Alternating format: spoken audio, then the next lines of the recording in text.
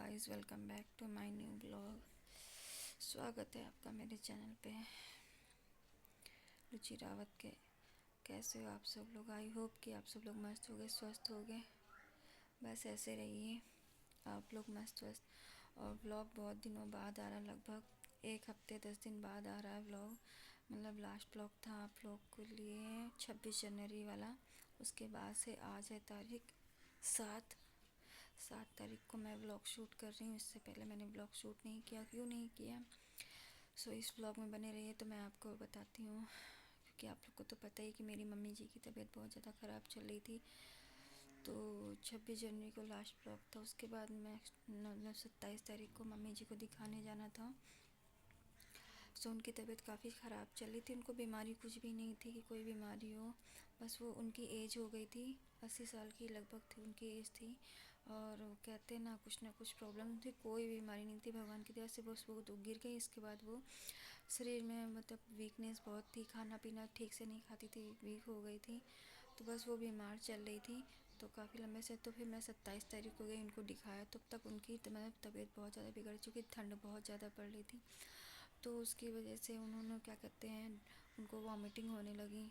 फिर डॉक्टर को दिखाने गई जब मैं रात में, मैं और भाभी लोग, तो सब उनको डॉक्टर ने बताया कि इनकी कंडीशन बहुत ज़्यादा ख़राब है, इनको तुरंत एडमिट करो, हॉस्पिटलाइज़ कराओ।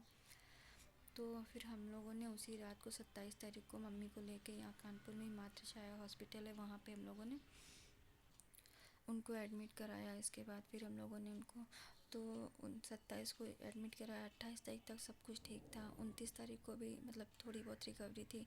अचानक थोड़ा बहुत खा पी रही थी, बोल भी रही थी, मतलब 27 28 और 29 तक का बोल भी रही थी। फिर 30 तारीख को अचानक उनकी तबीयत बहुत ज़्यादा बिगड़ गई।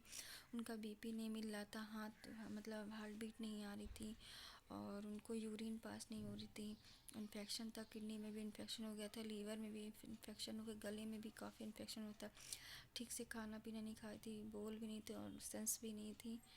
तो वो जब हॉस्पिटलाइज थी, उनकी तबीयत बहुत ज़्यादा बीमार थी। फिर डॉक्टर ने बोला इनको आईसीयू में शिफ्ट करने के लिए। तो फिर हम लोगों ने इनको आईसीयू में शिफ्ट किया। इसके बाद इनको बोला वेंटिलेटर पे, क्योंकि उनकी कंडीशन बहुत ज़्यादा बिगड़ चुकी थी। पल्स बिल्कुल नहीं थी, हार्ट बीट वगैरह, और बीपी बिल्कुल नहीं था। तो मतलब उनको फिर आईसीयू के बाद उनको वेंटिलेटर पे रखा गया। उसके बाद वो जब मैं शाम को किसी काम से घर पहुंची तो फिर वहाँ पे खबर पड़ी कि मम्मी जी कोमा में चली गई। मतलब यही सब सारा प्रोसेस 30 तारीख तक चल रहा था। और 31 तारीख की मॉर्निंग में 31 जनवरी की मॉर्निंग में सुबह 5:30 बजे मम्मी जी हम लोग को छोड़ के नहीं रही। इतना बुरा लगा मुझे कि मैं क्या बताऊँ। फिर आप लोग को तो पता था कि कैसा गम का माहौल चल रहा है। तो फिर ऐसे में मैंने कुछ भी शूट नहीं किया उधर जब तक मैं हॉस्पिटल में थी। मतलब जब जिस दिन से मम्मी हॉस्पिटल में एडमिट हुई थी, उस दिन से मैं उनके साथ बराबर थी हॉस्पिटल में ही, मतलब अपने घर नहीं आई थी मैं। तो 27 तारीख से लेकर अब तक मैंने मतलब जो भी कुछ था मैंने शूट वूट नहीं कुछ भी किया। आप लोग को तो पता है कि 31 तारीख को मम्मी जी नहीं रही। इसके बाद मेरे जीजा जी उससे पहले ही एडमिट थे। 27 तारीख को वो भी एडमिट थे, उनको भी बहुत दिक्कत थी, वो भी मतलब वहाँ पे हॉस्पिटल तो टेंशन थी चारों तरफ से लेकर। उसके बाद मम्मी जी की 31 तारीख को डेथ होने के बाद आप लोग को तो पता है कि घर में कैसा माहौल चल रहा था गमी का। तो मेरा भी बिल्कुल मन नहीं था कुछ भी शूट करने वाला, ये भी नहीं था, और फ़ोन उठाने का बिल्कुल भी मन नहीं कर रहा था। तो उसके बाद फिर 31 तारीख के बाद फिर मैं मंडे को 1 2 दिन मतलब फ्राइडे को मम्मी की डेथ हुई थी, और उसके बाद सैटरडे को भी घर गई, संडे को नहीं गई। मंडे को फिर मैं जिया जी को देखने गई। इसके बाद सोचा था फिर घर चले जाऊंगी मायके, पर नहीं जा पाई क्योंकि जी मेरी खबर आ गई कि मेरे चाचा जी बहुत ज़्यादा बीमार हैं। तो उनको देखने मैं लखनऊ गई, लखनऊ से वापस आई। फिर यही सब चल रहा है। कल फिर मैं अपने मायके गई, सोचा आप लोग को ये अपडेट दे दूँ कि ये वीडियो क्यों नहीं आ रहा है, किस वजह से नहीं आ रहा है, आप लोग को तो पता ही है। तो आज है 7 तारीख, मम्मी जी को 1 हफ्ता हो गया है गए हुए। और आप लोग को तो पता ही होगा कि कैसा लगता है मुझे।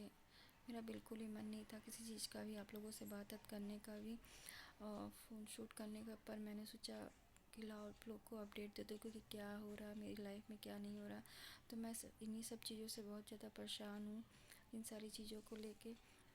तो आप लोग को बता दूं कि 2024 से लेकर 2025 मेरे लिए बिल्कुल ही बेकार रहा। कि 2024 में भी आप लोग को पता है कि मेरी बुआ जी ने मेरा साथ छोड़ दिया, मतलब हमारा घर सबका साथ छोड़ दिया। उसके बाद मेरी बड़ी मम्मी जी वो एक्सपायर हुई, उसके बाद मेरी छोटी बुआ एक्सपायर हुई, उसके बाद सबसे छोटी वाली बुआ एक्सपायर हो गई। और इस साल 2025 में तो मेरी मम्मी जी ही नहीं रही हमारे बीच में। तो बस इन्हीं सभी चीज़ों को लेकर मेरा मन बिल्कुल वो था और समझ में नहीं आया था मैं क्या करूं क्या नहीं करूं। मैं थोड़ा सा डिस्टर्ब मेरी सारी चीज़ों को मैनेज कर रही थी।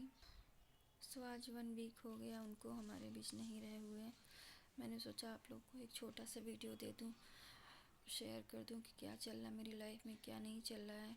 तो बस इन्हीं सब चीज़ों को लेकर परेशान हूँ। और अगले मतलब 12 तारीख को उनकी 13वीं है, 12 फरवरी को। तो इसके बाद कोशिश करूँगी रेगुलर वीडियो दूँ। बट जब तक आप लोग को तो पता ही है कि एक माँ का साया कैसा होता है। तो मुझे भी बहुत बुरा लग रहा है और बहुत याद आ रही है उनकी कि वो हमारे बीच में नहीं है मम्मी। और क्या बताऊँ, आप लोग तो समझ सकते हैं कि वो मेरी मम्मी थी, तो कैसा फील हो रहा होगा मुझे। और उधर काफ़ी दिनों से मेरी तबीयत भी बहुत ख़राब चल रही, मेरे पैरों में भी चोट लग गई अचानक। और अप डाउन्स के चक्कर में मेरी हेल्थ भी थोड़ी सी बिगड़ गई है। कि आप लोग को तो पता ही है कि इधर मतलब मम्मी जी को हॉस्पिटल में ही देखना एक ना, फिर उसके बाद घर का, फिर इधर उधर जाना आना, फिर लखनऊ जाना आना, इन सब चीज़ों के चक्कर में मेरी हेल्थ की भी बहुत वो थी। तो पर सब लोग बोले थे जिनको जाना था वो तो चले गए, पर तुम अपनी हेल्थ का ध्यान रखो। तो बस यही सारी चीज़ें हैं कि ये मेरी लाइफ में चल रहा है और कैसा क्या चल रहा है मैंने आप लोग को शेयर किया।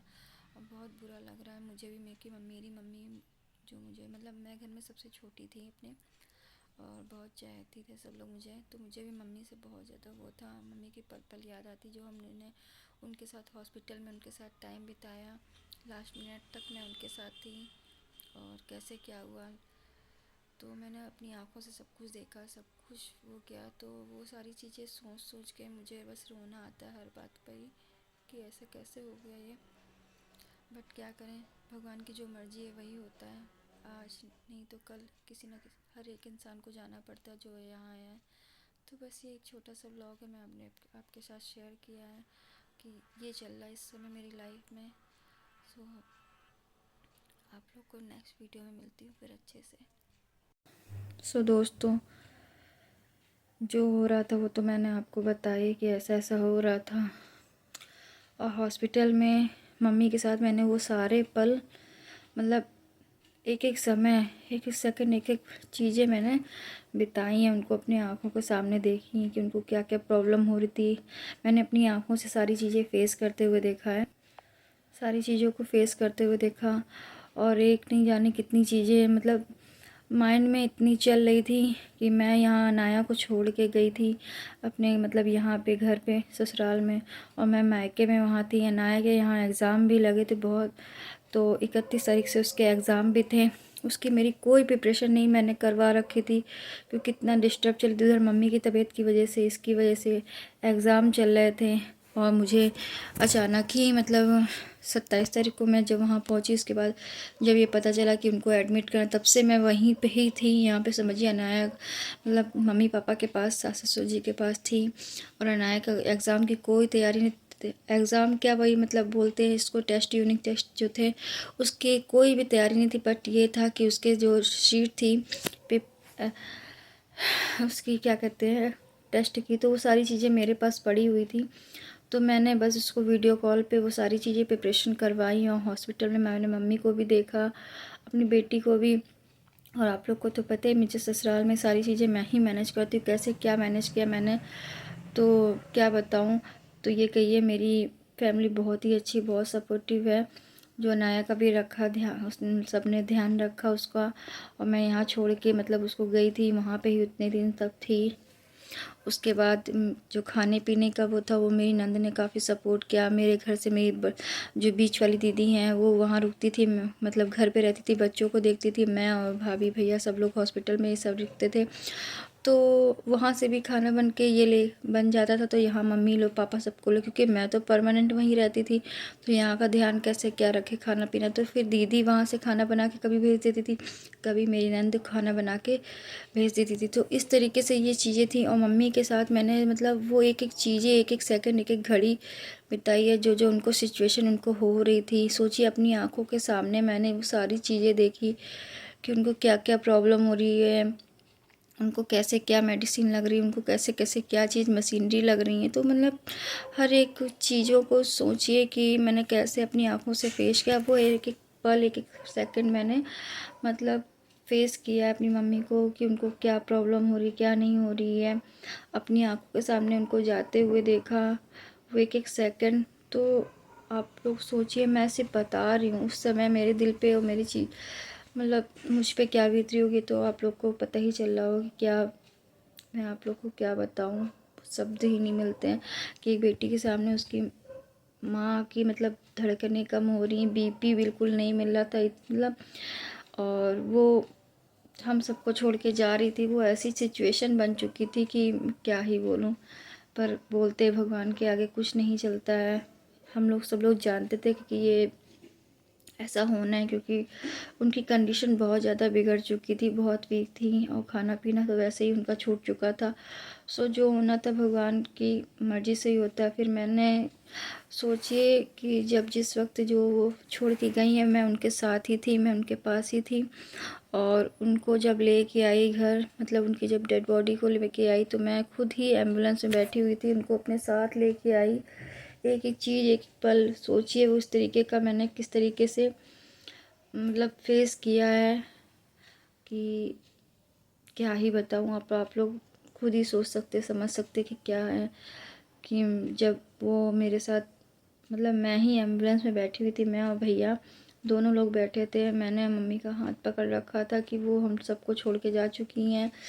और क्या ही बोलूँ यार, कुछ शब्द नहीं मिलते हैं। और इस समय भी मैं किस तरीके से आपको कंट्रोल कर रही हूँ अपने आप को, मैं ही जानती हूँ। ऐसा कोई एक दिन एक पल नहीं जाता जिस समय मैं मम्मी को याद ना करती हूँ। तो बस यही है कि इन दिनों बस यही लाइफ मेरे चल रहा था। कितनी परेशान थी मैं कि नहीं आ रहे थे वीडियोस और व्लॉग। तो बस यही सारी चीज़ें थी। तो जो भी मेरी लाइफ में रिलेटेड था मैं आपके साथ शेयर कर रही हूँ, और आगे भी शेयर करती रहूँगी। बस भगवान सबके साथ ये घड़ी ये पल कुछ ना हो।